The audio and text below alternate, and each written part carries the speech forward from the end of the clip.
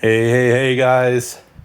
I came up today to fabricate an intake. The pieces I bought from Advance Auto, the ricer section, are all 3 inch. I thought it was 3.5 because I read that it was a 75 millimeter, and I thought maybe I could make 3.5 work, but I couldn't make it work, so I built this. The reason I hadn't done any like high speed runs is that MAF coupler was basically a couple pieces of rubber with silicone and electrical tape when I got it. So it was leaking air and running like shit. I used some of the ricer parts and made a MAF coupler for the throttle body. Runs much better now. It actually can go full throttle as long as you don't just stomp it into full throttle. It does pretty well. I cleaned the MAF and cleaned the throttle body. It was kind of sooty in the throttle body, and took her out for a run, and she is super hot. I got her up to about 190, and I turned on the fans, and it seemed to do good, keeping the temperature down. The power steering does work. I don't know if you can see this, but there's spray all over my visor. The brake cylinder, this here, the Willwood brakes, one of the fittings is leaking, I believe. It doesn't look like there's a problem with the body. It's probably just the seal. When I got on the brakes real hard, it sprayed brake fluid, which is not ideal. The brakes are awesome though. I put just a tremendous amount of force to see how they would do, and these tires are pretty good. I think they're G-Force TAs. Let's see. Yeah, G-Force Sport comps. So I guess they're pretty good tires. Kind of worn, but enough to get by for now. Probably going to change the rims anyway. So the steering mechanism, everyone was talking about the welds. If you check it out, like, the penetration is pretty good. Not great, but I've stood on this bracket right here, and I'm 300 pounds, and it didn't move. Like, it barely flexed. Not concerned about that breaking, although I am going to replace it entirely. The power steering works, which is awesome. I didn't think that it worked, but it does, in fact, work. The brakes and the throttle work as expected. This piece and this piece are coming out entirely, and I'm going to fabricate a replacement. I'm going to keep the power steering rack right where it is, but I'm going to fabricate a replacement for this chain drive. And I think what I'm going to do is have a chain drive from down there up to right about here, and then over to right about here. And the reason for that is so that it'll actually be right behind the steering wheel. I've got a bigger steering wheel coming, and with it up here and forward like that, it's going to give me a much better position. I'll be able to raise this up to here, so I'll have room for my legs and my knees, and I'll be able to move those foot controls forward considerably. If you look, it clears by about 2 inches, so I can move that forward about 1.5 inches and not have any kind of problem.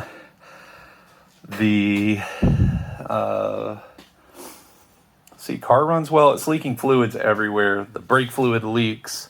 The coolant leaks.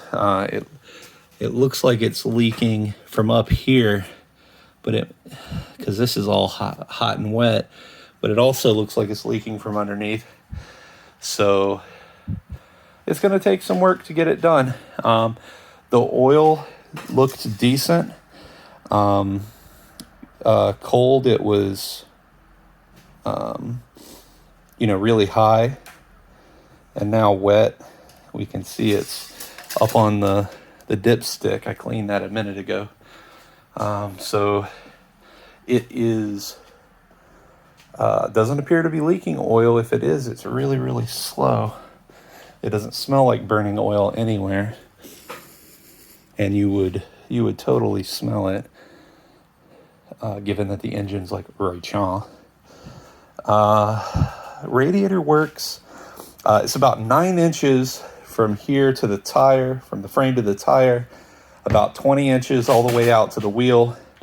I think what I'm going to do is fabricate 2 radiators. Not fabricate. I'm going to buy 2 radiators, and I'm going to fabricate a bracket to replace this bracket to mount the radiators onto. Buy one for this side, one for that side. This side use a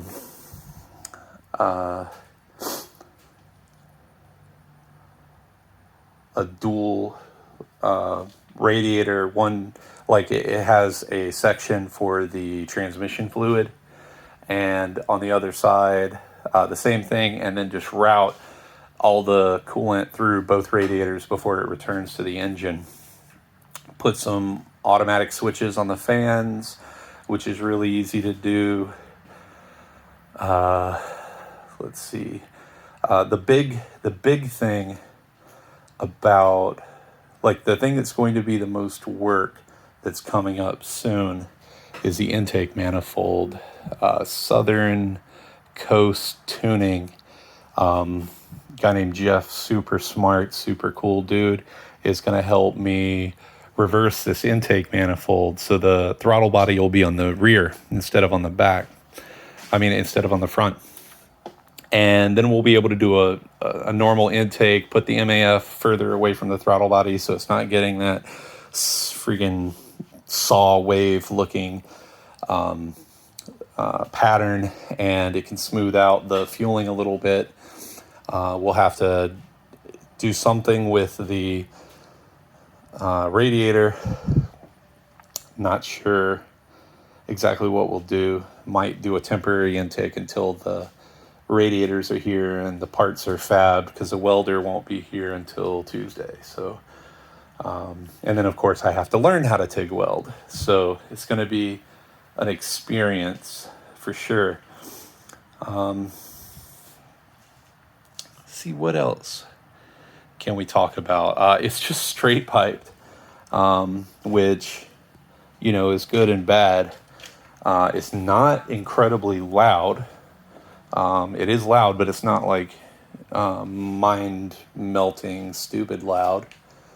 What I'm thinking is I will fabricate a muffler to go back here. Maybe on top right here, when the radiator's out of the way, be able to put 2 muffler cores in with 2-to-1, so we get a 4-inch. We get 4 3-inch exits, which will break up the sound a little bit, make it a little more toned, a little less raspy, which I dig. So the biggest work that we're doing initially is going to be the intake manifold. The next thing will be the radiators and the front. And then after that, it's the full electrical harness. So I want to take all the electronics off and rewire everything, fix the leaks anywhere that they're giving me issues, rewire everything to be waterproof, automate the switches for the transmission solenoids. That clutch from first to second is just brutal. It snaps your neck every time you flip that switch. Super fun, super fun. I'm not sure exactly that it's shifting from first to second. It might be shifting from first to third, just based on how much the RPMs drop. I wasn't expecting that. I also can't seem to get it to go into overdrive. The solenoid control for the overdrive, I don't know if it's even working. But we can test all of that out with the computer and get it working right. So everybody wanted to see more of the car, so I made a long ass video so you could see all the car you want to. Oh yeah, this whole bit, the front end's getting replaced with a Mantis steering kit. At full lock, the wheels are really close to this, like maybe half an inch, 3/4 of an inch off of the metal. We're gonna have to go to a deeply negative offset rim in order to clear the 90% increased steering angle that the Mantis gives us. Once that's in, I'll measure and order some rims and make sure that they fit, and then order some tires for the rims. I did drift it a little bit today. The steering wheel with me in it, the steering wheel's like up against my legs. It's nearly impossible to drive. It's basically kid sized.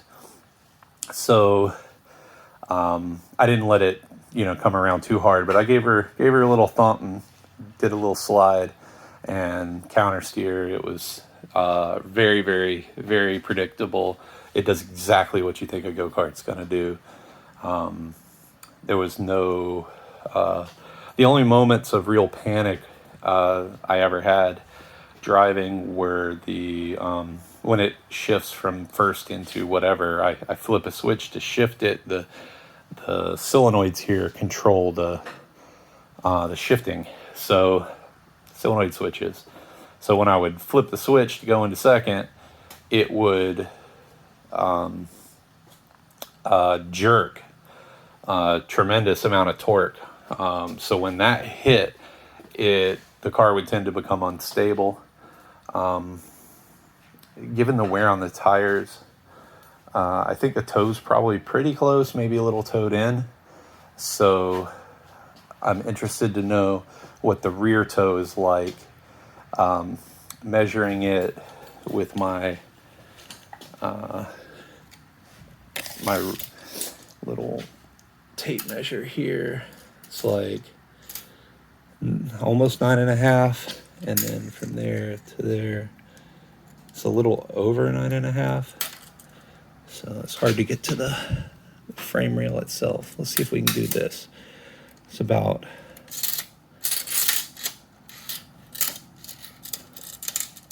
there's no way to get to it. Yeah, it seems to be towed in a little bit. I mean, it's kind of hard to tell on the camera, but yeah, there's definitely a considerable amount of toe in there. And over here, yeah, the same. It's got a pretty decent toe in. So it's just power to weight, I guess, and all that torque. It's hard to watch the RPMs because I don't want to take my eyes off the road, because if the kart changes trajectory from the torque, I need to react quickly with the steering inputs and the throttle input. So it's kind of hard to watch the RPMs when it's going, but I can hear it, and I hear what it sounds at about 5,000 RPMs, and it's absolutely screaming. And that was pretty much what I was treating as red line for now. So it was just absolutely raucous. When this thing revs out to 7 or 8 or 9,000 RPMs, when it's built, it's just going to be a absolute monster. So good times.